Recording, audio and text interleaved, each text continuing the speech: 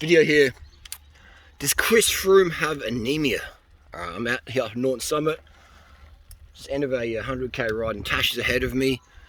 And tomorrow I've got a 5k race, a running race. I want to smash it tomorrow. I want to go on a 17 minutes. I've only ran 21k's this year. I want to go under 17 minutes tomorrow. Park Run Torrens, if you're there, come and say good day. I want to go under 17 tomorrow. I want to smash it, you know. And I've run out of carbs, almost ran out of carbs today. So I'm just dawdling along. I'm doing, how many watts I'm doing?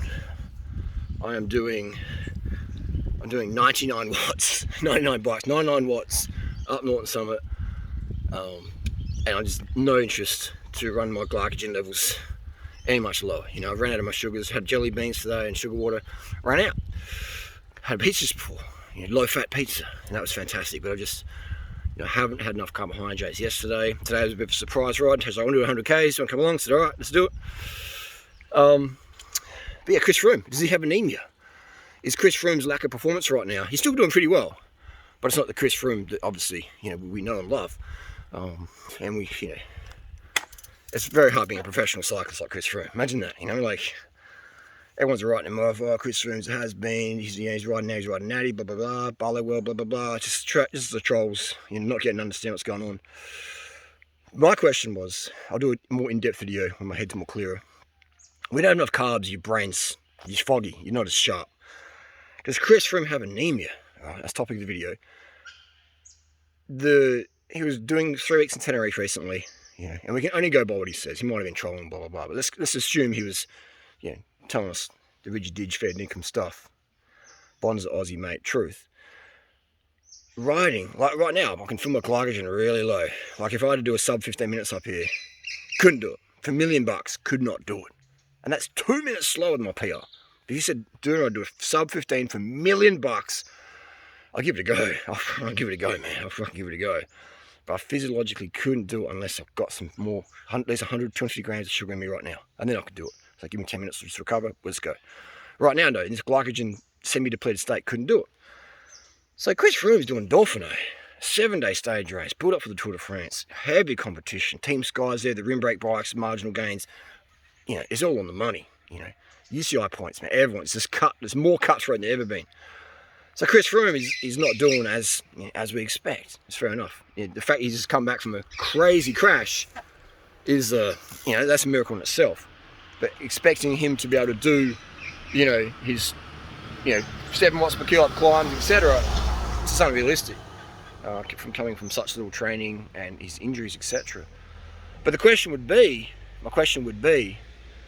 one, I won't talk about his bike. We know his bike's just a heavy clunker gravel bike. But most importantly, the question is the anemia part.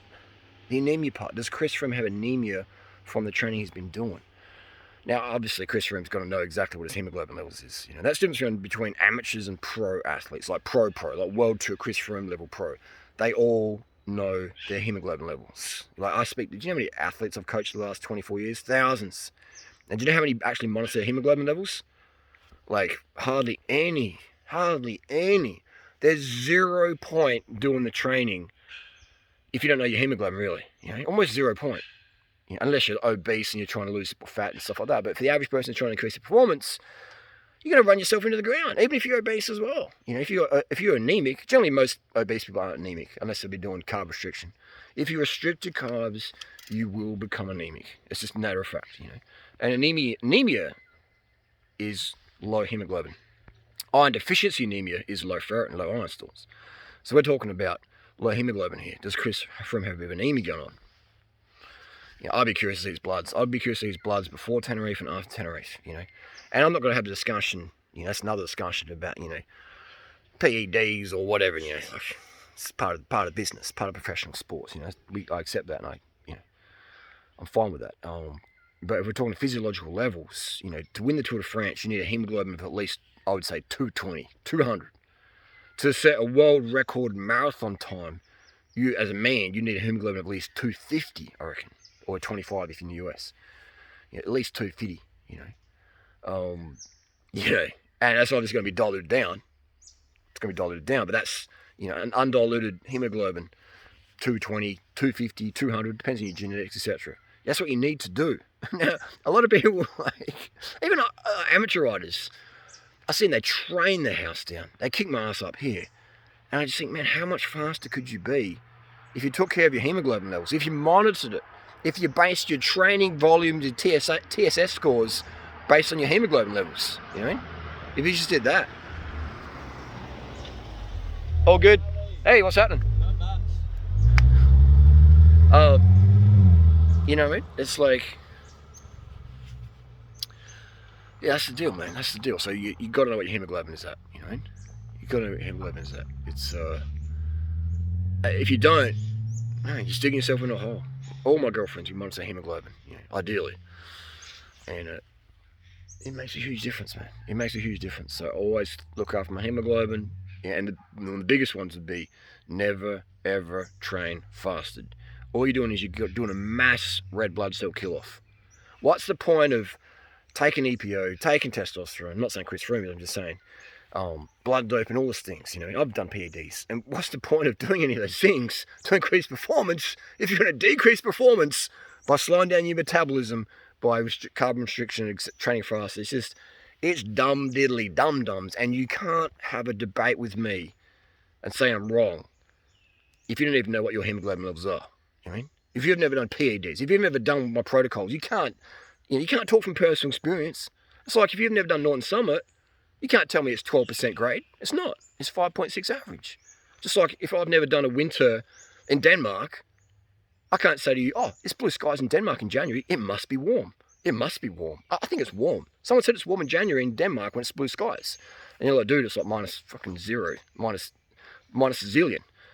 And I'm like, well, no, it's not. And you're like, dude, I live in Denmark. It's January. I'm living here. And I'm like, well, it's just such arrogance. So there's people out there who say, oh, you wouldn't have a clue, Harley, blah, blah, blah. How many World Tour riders come to you for nutritional advice? They come to me. They buy me ebooks. They watch my vids. They email me, message me personally. How many World Tour riders, have changed their career or getting their first World Tour win because after they start taking your advice and carbon up more, decreasing the fat under 20 grams a day? How many? So people come to me for advice because my advice works. And hey, I've tested this out myself. I've stolen a lot of templates from other people, Ansel Keys, Dr. Ferrari, that nutritionist dude for the Dutch guy, I forget his name, Junda van der Koop or something.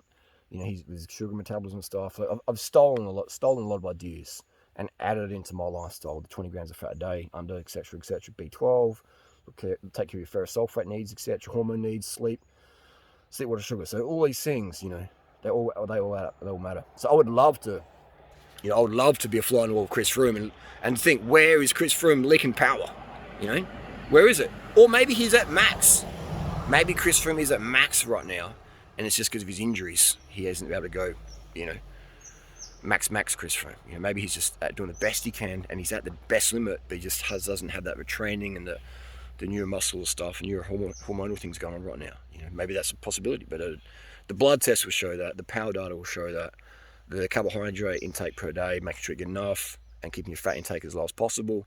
Those things, if we know what's going on there, stress with family, stress with media, stress with sponsors, there's so many things that add up. But today's video is just about the anemia. We'll do a deep dive on the other stuff next couple of days. All right? So Chris Froome's performance is creating a good discussion, and Chris Froome's getting roasted in the media, and it's just like, come on, man, all these websites like Cycling News and Bike Radar, etc. You guys made so much money off Chris Froome's hard work. Why would you be trashing him or letting people trash him in the comment section? It's just it's bullshit. It's bullshit. So Cycling News, etc. Clean up your forums, man. Clean up your forums. You make money off all these cyclists, and then when you let them get trashed in the forum section, it's just fucking, it's crazy, man. It's a crazy society. We profit off people's success, and then when they're having a bad day or get busted or whatever, then we profit off that as well. It's just total parasitic behavior, man. Can't understand it.